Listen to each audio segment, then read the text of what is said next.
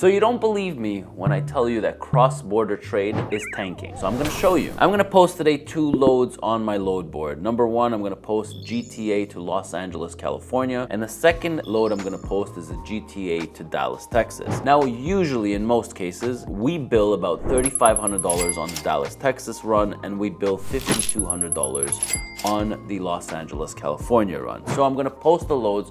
We'll see what we get. We're gonna use this, what is it called? We're gonna use this whiteboard to get organized. Then part 2 of this video, I'm gonna talk about why the rates are tanking. And third thing we're gonna talk about is the shift that trucking companies are doing in order to be able to be more competitive. And it's very interesting, the shift. I've been talking to a lot of trucking companies, so stay tuned for that. So let's post up the Los Angeles, California load. So here I am on my load board, Concord, Ontario. We're gonna go into Los Angeles, 100-mile radius for both. We do want a dry van, and it can go in a reefer. We'll do a trailer load, air ride. Let's post this up and see what we get. As we're waiting for the phone calls to come in, a couple of things that I use here. So I'm using a LoadConnect Chrome extension where I can type in somebody's MC number. So as these trucking companies are gonna call in, I wanna make sure that they're good, legitimate companies. So you'll see what I do as people call in. Hello, Ronen speaking. Concord to LA. Yes. What's your MC number? It's 1683. 3? Yes. Okay, I don't have you here. What's your rate to Los Angeles? So we can cover this for 34. 3,400? Yeah, 34 Canadian. Okay, all right. I'll give you a call back if it works. Thank you. Hello, Ronen speaking. Value to Los Angeles, California. Yeah, what's your MC number? 1687. What's your company name? Transport, son of the logistic DVA. Logistics? Yeah, that's right. Okay. What's your rate? 3300 Canadian. 3,300 Canadian? Yeah. Perfect. Okay, let me think about it. I'll call you back. Thank you. Hello? Good, good. Sorry, go ahead. What's your MC number? 920. Korea? That's right. Company info, power units 14, driver 16, 20, safety. Safety looks good. Okay, great. What's your rate on this? Can I get the details? Yeah, it's a full truckload, a dry van, roofing material, 42,000 pounds. Picks up either today, tomorrow, can load either on a dry van or a reefer for delivery either Friday or Monday. Okay, how much you have on it? I don't have, I need a rate. Oh, okay. I'm looking to be around 39 Canadian. 3,900 Canadian? Yes. Pick up today and can deliver by Friday. Got it. Okay, unfortunately, I got rates at 34 and 3,300, so it's not gonna work. Okay. All right, Fine. thank you. Bye-bye. Why can't they call one at a time? Oh my God. So far, what do we have? We got 3,400, 3,300, 3,900. So even if I gave my customer a big discount and charged him $4,500, you can see how much money people are making. Now, 3,300, 3,400, I didn't even negotiate. I have no clue how in the world somebody is hauling from the GTA, that's 2,500 miles, all the way to Los Angeles for $3,400 or even $3,300. Just so you guys understand, my American fans, just how bad it is, okay? A calculator, we're talking about $3,400 Canadian, divide that by 1.37, that's the conversion rate right now. That's $2,481 US. If I divide that by 2,500 miles, we are talking about 99 cents per mile US. That's what somebody's willing to drive for 2,500 miles. Now that is outrageous. So like I said, there is a shift. How can these trucking companies afford to do this? That's the million-dollar question that we're about to answer towards the end of this video. So how is it? You just heard 3 phone calls, 3,400, 3,400. We had a 3,900. Let's call. Hello. Hi, good morning. How are you? Good, yourself? I'm good, thanks for asking. I'm calling from truck line. You posted a load from Concord to Los Angeles. Yes, I did. What's your MC number? 421. Trucking, yes? Yeah. Company information. 3 years old. 7 power units. Insurance on file. Safety violations. Hours of service. Everything seems to be okay. Okay, great. So what's your rate? 4,000 Canadian.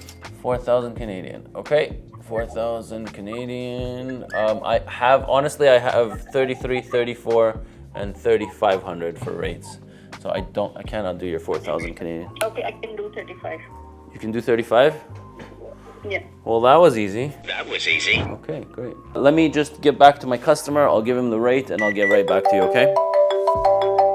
Thank you. Hello, Ronen speaking. Sorry, what's your MC number? Yeah, 691. I just have 3 other lines. I gotta go. But what's your rate on this? What do you have on this? Let me, we can work it out. I just need you to give me your best rate. We can do 45. 4,500. I have everybody at 33, 34, 33, 35, and 34. Okay. Give me that. Whatever you can. Just get me the load. So why are you giving me a rate of 45 if you know that the rates are 35? I don't understand. No, man. The rate is all over the place. Nowadays. So. Okay, I have another line. I do have another line. I have to grab it, but I want you to know that there's somebody that's parking in my yard that wants this load, and they usually get the loads over the public. Okay, thank you very much. Can you give me that load? No, I just explained to you that I have somebody in the yard that wants this load, so I have to give it to them. Thank you. Okay. I'll talk to you later. Bye. Hey, you keep watching my videos, but for some reason you're not subscribed to this channel yet. Come on, hit that subscribe button. Hello, Ronen speaking. Hey, you guys are posting this Concord, Los Angeles? Yes, what's your MC number? 72 logistics. Safety rating, 85%, 85, everything is in the red. Ouch. Oh, what does that mean? What does that mean? That means I don't think I'll be able to give you the load, unfortunately. But I'll just write it down over here. What's your rate on this? We could do 38 on it. Cab. 3,800. Okay, I wrote it down. I'll give you a call back if it works, okay? Oh, okay, let me know. Perfect, thanks, bye. Thank you.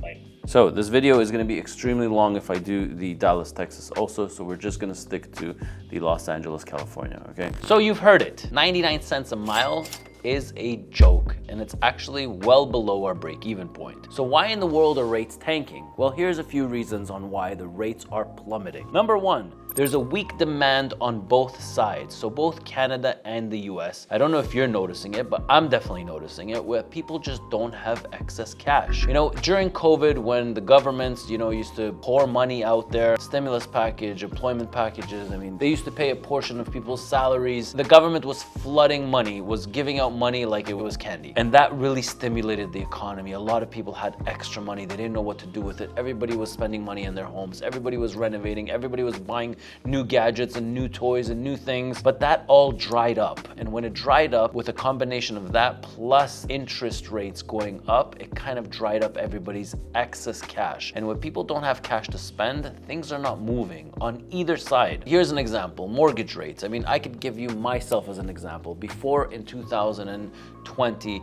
my mortgage rates were just under 2%. My new mortgage rates right now are just over 4%. That increased my mortgage payment literally by about 40%. Now, if I'm paying 40% more in my mortgage payments, and a lot of people in Canada are in the exact same boat, I don't have extra money for gadgets, for toys. Everybody's feeling the economy tighten up. We definitely see it in the real estate market, and real estate is a great indication of what's happening to an economy. Here in Canada, in the GTA, Toronto condo markets is crashing. Housing market definitely fell by 20, 30, maybe even 35%. In the US, things are not any better. So that's why people just don't have the extra cash. They're not spending, and therefore there's not a lot of traffic going between Canada to the US and US to Canada, because people just don't have the liquid cash.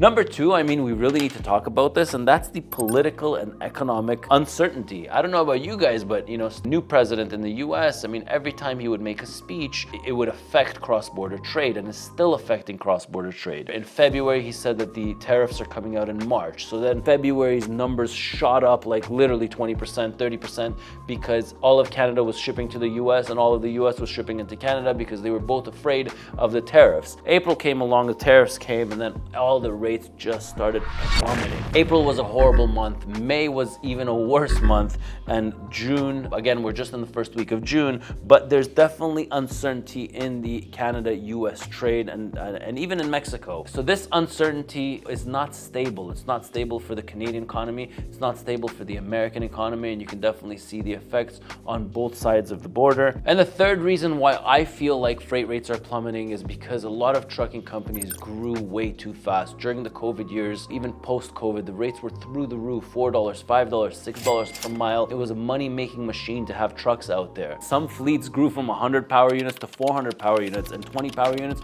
to 150 power units. Just at an abnormal pace, trucking companies grew, and now pretty much we're seeing the downfall of those companies, and we're really seeing a lot of companies that are downsizing. But there's one more thing that we have to talk about, and that I promised you that we're going to talk about, and that is the shift. How is it that people are running at 99 cents per mile? Well, let's get into that right now. You don't need a fleet, you need a plan. Freight brokers get paid to connect shippers and carriers, and it's a multi-billion-dollar industry. The startup costs are low, the demand is real, but most people have no clue where to start. So I put together a free guide that walks you through the 10 exact steps to launch your freight broker business from home. It covers everything: getting your authority, setting up your back office, finding your first shipper, and more. Whether you're a driver looking to get off the road or a total beginner, this PDF gives you the roadmap. Download the free 10 steps to start your freight broker business. It's linked in my bio or pinned in the comments. Skip all the guesswork and start your business. All right, so now we're gonna talk about the big shift that I promised I was gonna talk about. So as you saw, some carriers are willing to do work for 99 cents a mile. Well, it's not really that they're doing work for 99 cents a mile, because the prices in California, the backhaul pays very well. Probably around, I would say maybe $250 a mile, $260 a mile, but still the round trip rates, if you take the 99 cents outbound plus around $250 a mile, you're still looking at about $1.70, $1.80, maybe even $1.85 on the round trip. So how are they able to do this? Well, I talked to a lot of trucking companies, both in Canada and in the US, and there's a huge shift right now that I'm seeing, and that is I see a lot of our good paying jobs, both in Canada and in the US, are being shipped overseas. What kind of jobs are being shipped overseas? So a lot of the dispatching, a lot of the accounts receivables, the billing. I definitely see all of the tracking and tracing literally leaving the Canadian and US market. Customs clearances and documentation also leaving. Data entry and load documents definitely leaving. Load booking assistance also I see. And then recruiting and pre-screening done, plus admin work. Any administrative assistant positions definitely being shipped off overseas. Now, what does this do when companies do that? So let's say you have a trucking company with about 50 trucks. Now, 10 people in their office. These are administrative assistants, entry-level accounting positions, dispatching, tracking and tracing, safety and compliance I don't see being shipped off. But let's say there were 10 office employees that you're able to ship to a different country. Now, in Canada or in the US, those jobs are paying anywhere between $50,000 to $75,000. So you are paying on 10 employees about $550,000 to $750,000. Now, also here in Canada, we have the CPP, EU, and EI. You have your portion. So even if you have an employee that's getting paid $60,000, you're also paying the taxes on top of the taxes that they pay. So that employee is actually costing you about $65,000 once you factor in, the WSIB. You're probably looking anywhere between $55,000 to $750,000 in order to have 10 employees here in Canada. For us, it's the GTA, but the US numbers are pretty much the same, just American dollars. Now, you take these 10 people and you open up either an office or even remote work, whether it's in India, in the Philippines, in Serbia, in Bosnia, Mexico, Uzbekistan, Kyrgyzstan. Now you're looking for these same 10 people about $120,000 to $150,000. Now, these are trucking companies that it's not just one, it's not just two.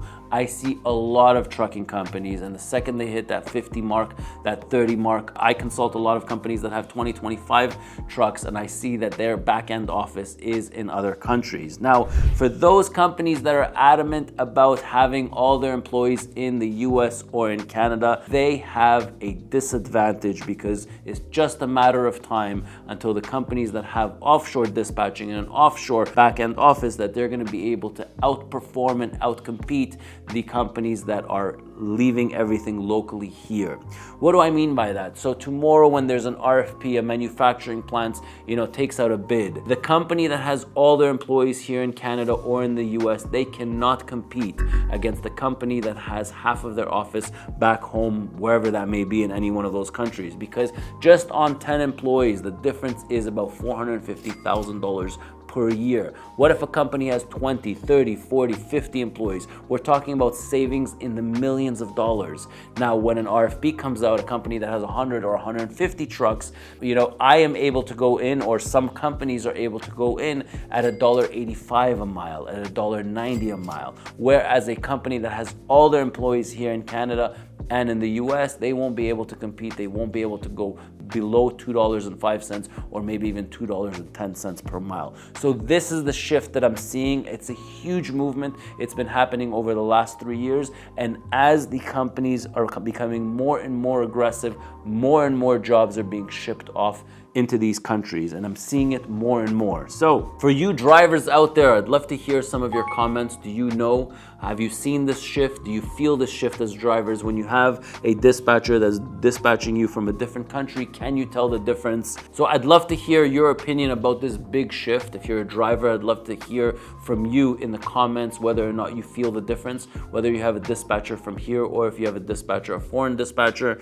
I'm just seeing more and more of a shift towards foreign dispatching. I can see by the amount of people that are buying our course online. 3 out of every 5 are foreigners that are buying our dispatch course right now. So that's how I know that there's a huge shift, either the freight brokerage course or the dispatch course, but definitely a movement. And I'd love to hear some of your feedback on how you guys are staying competitive out there, because as you can see, I mean, it's a dog eat dog out there. I mean, everybody's undercutting rates. In my one example, you saw how people are cutting rates, whether it's 32, 33, 3400 going to California, and that's literally 99 cents per mile. Nobody can run on these rates. So how are they doing it? I don't know. Why don't you let me know?